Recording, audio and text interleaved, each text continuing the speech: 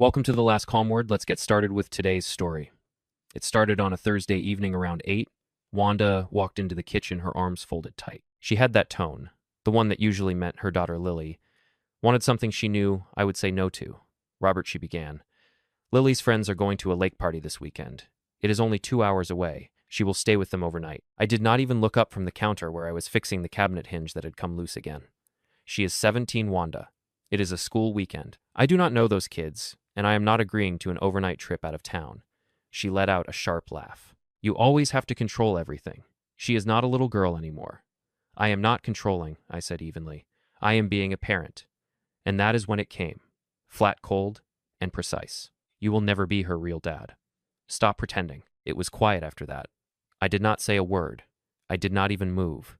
Just kept staring at the open cabinet door. It was strange how one sentence could make 10 years of effort feel like a mistake. For a second, I noticed how small the space felt, as if it had closed in on me. Wanda was still standing there, her arms crossed, waiting for a fight. When she realized she was not getting one, she turned and left. I listened to her footsteps fade down the hall. I stood there another minute, placed the screwdriver on the counter, and walked outside. I remember thinking that something inside me had shut off. Not broken, just done working. That was the moment our marriage ended. She just did not know it yet. The next morning, I heard voices from the kitchen. Wanda's Lily's and another one I recognized right away. Marjorie, Wanda's mother. I stopped halfway down the hallway when I heard them laughing. It was not light laughter. It had that sharp edge, the kind people use when they are talking about someone behind a closed door. She is finally standing up to him. Marjorie said, her voice muffled but clear enough. Wanda laughed. Oh, please. He acts like he is the only adult in the house. Then Lily chimed in. He is not even my dad. He just pays for stuff and thinks that gives him power. I stood there frozen. The words were not a surprise after last night, but hearing them like that casual cruel mixed with laughter hit differently. He will get over it, Wanda said. He always does. He likes playing the martyr. That was it. I turned around and went back to the bedroom. I sat on the edge of the bed and just looked around. 10 years in this house. 10 years of trying to teach Lily right from wrong, of saving money, of building things that lasted. I thought I was building a family. I realized sitting there that I had been the only one who believed that. No shouting, no dramatic exit, just quiet understanding. By the time I stood up, my mind was already working not on emotions, but logistics. I would call Grace Park, the lawyer, who handled the prenup. I would talk to Tyra, the realtor, who helped me buy the townhouse before I met Wanda.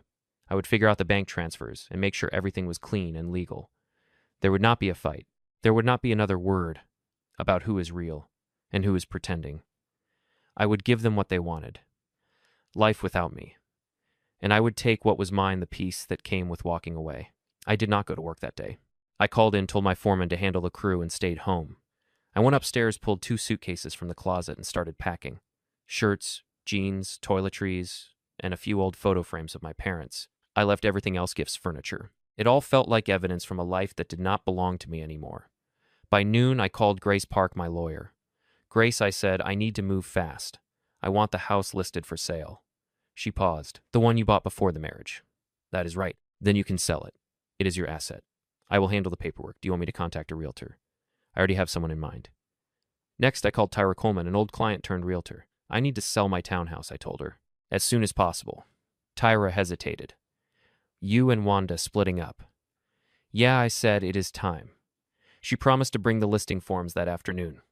Then I handled the money. I moved my paychecks to a private account. The joint account would stay open with enough to cover a month of bills, electric, groceries, and her car insurance. After that, they would be on their own. When everything was ready, I walked into the kitchen, grabbed a notepad from the drawer, and wrote one short note in block letters. You are right. I am not her real dad, and you are not my real family. I folded it, set it in the center of the counter, and looked around one last time. The house was spotless quiet, almost too calm. Then, I grabbed my bags, locked the door, and drove to my friend Theo's place across town. He opened the door, saw the look on my face, and did not ask questions. Just pointed to the spare room and said, stay as long as you need. For the first time in 10 years, I did not feel trapped. I felt free. The for sale sign went up the next morning. Tyra texted me a photo of it just to confirm. 10 minutes later, my phone started ringing. Wanda. I let it buzz until voicemail picked up. Then the messages started pouring in. First confusion, then fury. What is this, Robert? Are you trying to scare me? You cannot sell our house. The word "our" almost made me laugh. When she called again, I finally answered. My voice was steady. It is not our house, Wanda. It is mine. Check the prenup. You cannot just throw us out, she snapped. Lily lives here. Her school's here. I left enough money in the account for the bills this month. After that, you will need to handle things yourself. There was silence on the other end.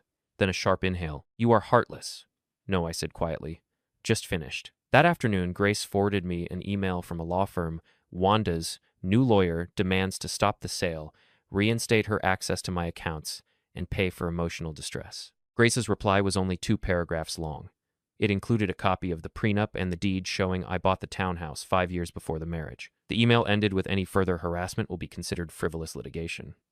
By evening, the messages turned desperate. Wanda's mother Marjorie left a voicemail accusing me of abandoning my family. I deleted it halfway through. Then came Lily's text. No greeting, just demands. You still owe me for my car insurance and my phone, and you said you would help with college. I stared at the screen for a moment before replying. Talk to your mother. I am not your father. She responded with insults, but I did not read them. I blocked her number then, Wanda's. That night, sitting on Thea's porch, I realized something simple. The storm I had feared for years. The yelling, the threats, the guilt. It had already passed. All that was left was silence, and I liked it. 3 days later, Tyra called me. Just a heads up, she said. Your wife tried to contact one of my clients. Said some pretty wild things about you. I rubbed my temple. What kind of things? That you are unstable. That you are having a breakdown and cannot manage your business.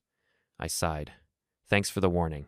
It did not take long to figure out her next move. That afternoon, one of my biggest clients, a real estate developer who had hired my firm for multiple renovation projects, called. Her tone was firm but not unfriendly. Robert, can you come in tomorrow morning? I would rather hear from you directly.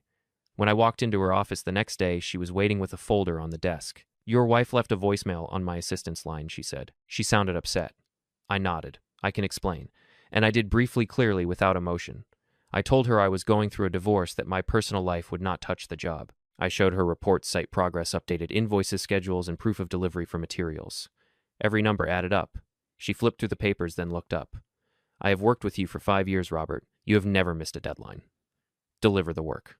The rest is noise. That was it. Walking out of her office, I felt something I had not in months. Relief. Wanda's plan had backfired. Instead of ruining me, she had reminded people why they trusted me. At the same time, the townhouse got an offer over the asking price. I forwarded it to Grace, who confirmed the paperwork and set the closing date for 45 days out. Wanda and Lily would need to move by then. For the first time in a decade, I felt like the ground under my feet actually belonged to me. No pretending, no arguing, just quiet progress. And I knew one thing for sure. Wanda had not seen the last consequence yet. A week later, I got a call from a number I did not recognize. The voice on the other end was rough but calm. Robert, my name is Nate Torres. I am Lily's dad. I almost hung up. What do you want, Nate? Wanda called me, said you threw her and Lily out and took everything. I just wanted to hear your side. We met the next morning at a diner near the highway. He looked tired, a man who had seen too many wrong turns. We sat across from each other and I told him the story from the start. The argument, her words, the laughter. When I finished, he leaned back and let out a long breath. Sounds like Wanda, he said. She did the same with me. I messed up plenty, but she is good at turning people into villains. I will talk to Lily. She deserves to hear the truth, even if she will not like it. A few days later, he called again. Did not go well, he said. She told me I was a loser and that you were worse. He gave a humorless laugh. Wanda's got her, convinced the world owes her something. Meanwhile, Grace emailed me the buyer's agreement signed and ready. The house would close in a month. Wanda had not contacted me directly since Tyra shut her down. But I heard things. Through mutual friends, I learned she was struggling. She had moved into a small 2-bedroom apartment on the edge of town. Her savings were running out. Credit cards were piling up. She had picked up weekend shifts at a salon to make ends meet. Part of me expected to feel satisfaction. Instead, I just felt distance, like I was watching a movie about someone else's life. I had spent 10 years fixing, providing, holding things together. She had spent them assuming I would never leave. Now the roles were reversed. Wanda was trying to keep her world from collapsing, and I was finally free of it. It had been about 3 months since the sale closed when I got another unexpected call. This time it was a man named Jordan Pike. Robert, he said, you do not know me, but I am seeing Wanda. I got your number from one of your old subcontractors. I just needed to ask you something. I already knew where this was going. Go ahead. He hesitated. Did she ever borrow money and not pay it back? Or say she would fix it but did not? I exhaled. Yes. Repeatedly. Let me guess. She says it is just temporary. Yeah. She said she is rebuilding her life. I have covered rent twice already. Paid for her car repair. And yesterday I found a credit card in my name I did not open. I said quietly. You are not crazy, Jordan. Just careful. Document everything. Close your accounts and get out before you lose more. He was quiet for a long time. She said you were cold controlling, that you ruined her life. I did not ruin it, I said. I just stopped funding it. He chuckled bitterly. That explains a lot. 2 weeks later, I heard from Tyra. She had seen Wanda's name on a local Facebook group, people warning others about a small claims filing. Jordan had pressed charges for the credit card. He had done what I told him. That same week, a message appeared on my phone. Unknown number. When I opened it, was from Lily. Long, shaky sentences. Not angry this time. I saw what Mom did to Jordan. I see it now. I thought you were the problem, but you were just trying to help. You were good to me, and I did not treat you right. I am sorry. I read it twice before replying. I appreciate that, Lily. I hope you learn from it. Take care of yourself, no more, no less. For the first time, I believed she might actually change. Wanda would not, but maybe her daughter could. I closed my phone, set it down on the table beside me, and went back to work. 6 months later, the divorce was finalized. I did not even have to go to court. Grace handled everything. The prenup held firm. Wanda received her share of the joint savings, enough to cover a small restart. She had fought for more, but the judge sided with the documents. It was simple math. What we built together was split, and what I owned before remained mine. I used part of the sale money to buy a small house by a quiet lake outside the city. 2 bedrooms, a workshop in the back, enough space for the life I wanted.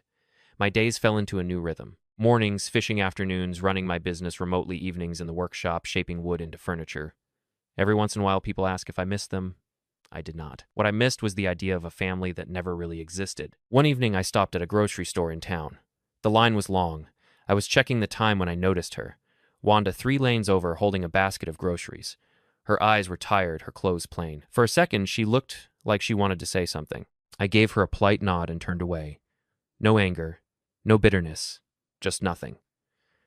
Later that night, I sat at my table, remembering that last night in the old kitchen. The hinge, the silence, the moment everything changed. You will never be her real dad. Stop pretending. She was right about that part. I was not her real dad, but I was the only one who showed up, who built something real. Now I build for myself, quietly, honestly, and that is enough. Thank you so much for watching till the end. Wishing you all the best, stay healthy, and take care.